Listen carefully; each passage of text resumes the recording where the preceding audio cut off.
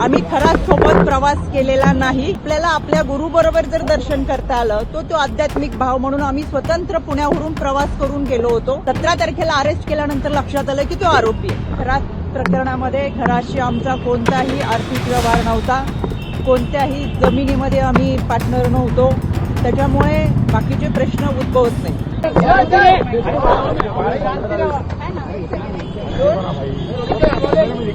नंतर आता ईडीकडून ही चौकशी होत आहे। आता 8 तास चौकशी झालेली आहे।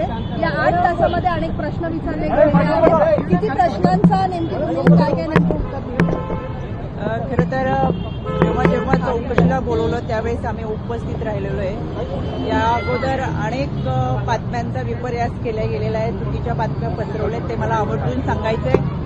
ज्यावेळेस मला आणि माझ्या फॅमिलीला बोलवलं गेलं, अगदी किंबहुना शिर्डी पोलीस स्टेशनमध्ये माझी बहीण आणि पुतण्या आम्ही सोशल मीडियाच्या माध्यमातून बातमी पाहिली आणि नोटीस मिळण्यापूर्वी 3 दिवस अगोदर गेलो होतो आणि पूर्णपणे सहकार्य आम्ही या तपास यंत्रणेला केलेलं आहे। मीनाक्षी, आवर्जून सांगायचं म्हणजे हे 11 ते 7 वाजेपर्यंतची ही वेळ आहे। याच्यामध्ये 4-4.5 तासाची चौकशी झाली। याच्यामध्ये जबाब नोंदवणं, टाईप करणं, लिहून घेणं, मधला लंच ब्रेक असा बराचसा काळ होता। पण त्यांचे जे काही प्रश्न होते त्या सगळ्या प्रश्नांची उत्तरं दिलेत आणि मी पहिल्या दिवशी जे सांगितलं होतं ते आजही सांगते। खराच प्रकरणामध्ये घराशी आमचा कोणताही आर्थिक व्यवहार नव्हता, कोणत्याही जमिनीमध्ये आम्ही पार्टनर नव्हतो, त्याच्यामुळे बाकीचे प्रश्न उद्भवत नाही। काय प्रश्न विचारले गेले? साधारणतः काय प्रश्न विचारले गेले होते? काय नेमके प्रश्न विचारले गेले होते? मला असं वाटतं सगळ्याच अहवालामध्ये जे काही पुढे तपास होईल त्या तपासामध्ये काय प्रश्न होते हे समोर येतील। खरं तर आर्थिक व्यवहाराच्या संदर्भातच प्रश्न होते, पण आर्थिक व्यवहारच कुठं नसल्यामुळे त्यांना काही बाकीचे प्रश्न उद्भवले नाही। एसआयटी आणि ईडीचे प्रश्न काही सेम होते का? असं एसआयटीचे प्रश्न वेगळे होते, ईडीचे प्रश्न वेगळे होते आणि या तपासाला त्यांना उत्तम प्रकारे आम्ही सहकार्य केले। इथून पुढेही कधी त्यांना सहकार्य लागलं आता अजून तसं काही सांगितलेलं नाही। यामध्ये ईडीची चौकशी झालेली आहे। काही बँकेमध्ये पैसे जे आहेत ट्रान्सफर झाले तो समोर आलेला आहे, तर हा थेट व्यवहार आहे असं कळत आहे। मी यापूर्वी सुद्धा एक फेसबुक पोस्टच्या माध्यमातून सांगितलं होतं, आज देखील आवर्जून सांगते। समता पत संस्थेमध्ये जे प्रतिभा चाकणकर आणि तन्मय चाकणकर यांच्या नावाची जी खाती खोलली गेली ती बनावट खाती होती। त्यामध्ये ही दोघं कधीही समता पत संस्थेत गेली नव्हती। त्यांना समता पत संस्था कोठे आहे हे सुद्धा माहीत नाही। त्याच्यामध्ये त्याचा ओटीपी हा खराचकडे जात होता। त्या ठिकाणी या दोघांच्या सुद्धा या खात्यामध्ये कुठेही सह्या नव्हत्या आणि केवळ या दोघांचीच नाही तर जवळजवळ माझ्या माहितीप्रमाणे 125 ते 150 लोकांची बनावट खाती काढलेली आहेत।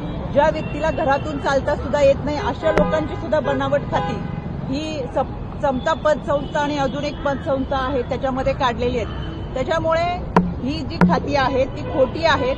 आमचा कोणताही आर्थिक व्यवहार हा खराशी संबंधित नाही आणि कोणताही जमिनीचा व्यवहार। गुवाहाटीला तुमचा गेलेला होता खरात यांच्याबरोबर। पहिली गोष्ट, गुवाहाटीचा जो फोटो तुम्ही पाहिलेला आहे त्याच्यामध्ये हा फोटो जो आहे तो माझ्या फॅमिली सोबत, खरातची फॅमिली आहे। दुसरी गोष्ट, आम्ही खरात सोबत प्रवास केलेला नाही। खरात त्याच्या फॅमिली बरोबर अनेक ट्रस्टी मेंबर बरोबर दर्शनासाठी तिथे पोहोचल्यानंतर यापूर्वी माझ्या कुटुंबाने कधीही दर्शन केलेलं नव्हतं आणि त्यावेळेचा आमचा भाव असा होता की आपल्याला आपल्या गुरु बरोबर जर दर्शन करता आलं तो आध्यात्मिक भाव म्हणून आम्ही स्वतंत्र पुण्यावरून प्रवास करून गेलो होतो आणि तिथं सोबत आम्ही दर्शन घेतलं होतं। त्याच्यानंतरचा त्यांचा प्रवास त्यांच्या लोकांसमवेत होता। खरात अनेक लोकांबरोबर त्याच्या कुटुंबाबरोबर तिथे आलेला होता। त्याच्यामुळे आपण दर्शनाला अनेक ठिकाणी जातो, तो एक आध्यात्मिक भाव होता।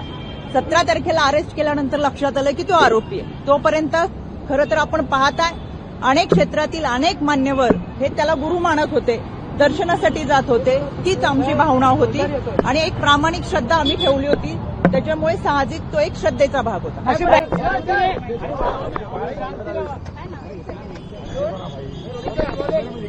नंतर आता ईडीकडून ही चौकशी होत आहे। आता 8 तास चौकशी झालेली आहे। या 8 तासामध्ये अनेक प्रश्न विचारले गेलेले आहेत. किती प्रश्नांचा नेमकी तुम्ही काय काय नेमकं उत्तर दिलं? खरं तर जेव्हा चौकशीला बोलवलं त्यावेळेस आम्ही उपस्थित राहिलेलो आहे. या अगोदर अनेक बातम्यांचा विपर्यास केला गेलेला आहे, चुकीच्या बातम्या पसरवल्या, ते मला आवर्जून सांगायचंय. ज्यावेळेस मला आणि माझ्या फॅमिलीला बोलवलं गेलं, अगदी किंबहुना शिर्डी पोलीस स्टेशनमध्ये माझी बहीण आणि पुतण्या आम्ही सोशल मीडियाच्या माध्यमातून बातमी पाहिली आणि नोटीस मिळण्यापूर्वी 3 दिवस अगोदर गेलो होतो आणि पूर्णपणे सहकार्य आम्ही या तपास यंत्रणेला केलेलं आहे. मीनाक्षी, आवर्जून सांगायचं म्हणजे ही 11 ते 7 वाजेपर्यंतची ही वेळ आहे. याच्यामध्ये 4-4.5 तासाची चौकशी झाली. याच्यामध्ये जबाब नोंदवणं, टाईप करणं, लिहून घेणं, मधला लंच ब्रेक असा बराचसा काळ होता. पण त्यांचे जे काही प्रश्न होते त्या सगळ्या प्रश्नांची उत्तरं दिलेत आणि मी पहिल्या दिवशी जे सांगितलं होतं ते आजही सांगते. खरात प्रकरणामध्ये घराशी आमचा कोणताही आर्थिक व्यवहार नव्हता, कोणत्याही जमिनीमध्ये आम्ही पार्टनर नव्हतो. त्याच्यामुळे बाकीचे प्रश्न उद्भवत नाही. काय प्रश्न विचारले गेले, साधारणतः काय प्रश्न विचारले गेले होते? काय नेमके प्रश्न विचारले गेले होते? मला असं वाटतं सगळ्याच अहवालामध्ये जे काही पुढे तपास होईल त्या तपासामध्ये काय प्रश्न होते हे समोर येतील. खरं तर आर्थिक व्यवहाराच्या संदर्भातच प्रश्न होते, पण आर्थिक व्यवहारच कुठं नसल्यामुळे त्यांना काही बाकीचे प्रश्न उद्भवले नाही. एसआयटी आणि ईडीचे प्रश्न काही सेम होते का? असं एसआयटीचे प्रश्न वेगळे होते, ईडीचे प्रश्न वेगळे होते आणि या तपासाला त्यांना उत्तम प्रकारे आम्ही सहकार्य केले.